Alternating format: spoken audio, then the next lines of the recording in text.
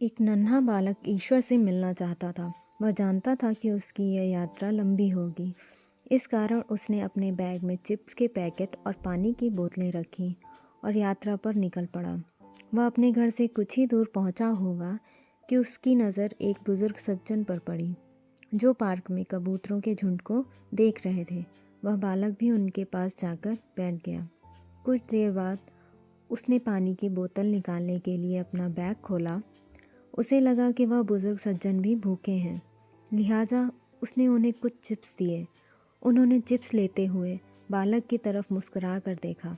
बालक को बुज़ुर्ग की मुस्कुराहट बेहद भली लगी। वह उसके दीदार एक बार फिर करना चाहता था, सो उसने उन्हें पानी की बोतल भी पेश की।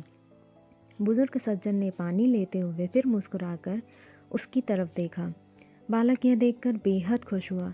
इसके बाद पूरी दोपहर वे साथ साथ बैठे रहे। बालक उन्हें समय समय पर पानी और चिप्स देता रहा। बदले में उसे उनकी भोली मुस्कुराहट मिलती रही। अब तक शाम होने को आई। उसने सोचा कि अब घर चलना चाहिए। वह उठा और घर की ओर चलने लगा। कुछ कदम चलने के बाद वह ठिठका और पलट कर दौड़ते हुए उस सज्जन के पास आया। उसने सज्जन को अपनी बाहों में भरा। बदले में बूढ़े सज्जन ने होठों पर और भी बड़ी मुस्कुराहट लाते हुए उसका आभार प्रकट किया। कुछ देर बाद वह बालक अपने घर चला गया। दरवाज़ा उसकी माँ ने खोला और उसके होठों पर खेलती मुस्कुराहट को देख पूछ बैठी, आज तुमने ऐसा क्या किया जो तुम्हें इतनी खुशी है? बालक ने जवाब दिया, आज मैंने ईश्वर के साथ लंच किया। इससे पहले कि मैं कुछ और पूछती, वह फिर बोला, तुम्हें मालूम है माँ, उनके जैसी मुस्कुराहट मैंने आज तक नहीं देखी। उधर वह बुजुर्ग सज्जन भी वापस अपने घर पहुँचे, जहाँ दरवाज़ा उनके बेटे ने खोला।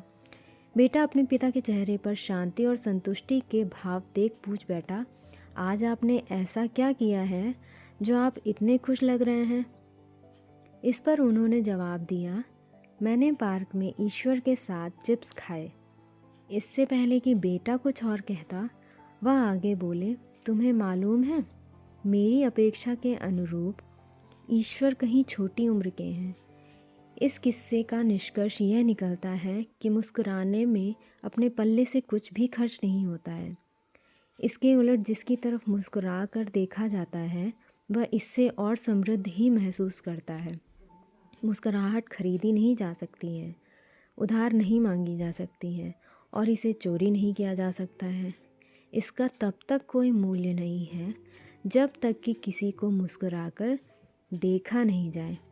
इसके बावजूद कुछ लोग मुस्कुराने में थकान का अनुभव करते हैं।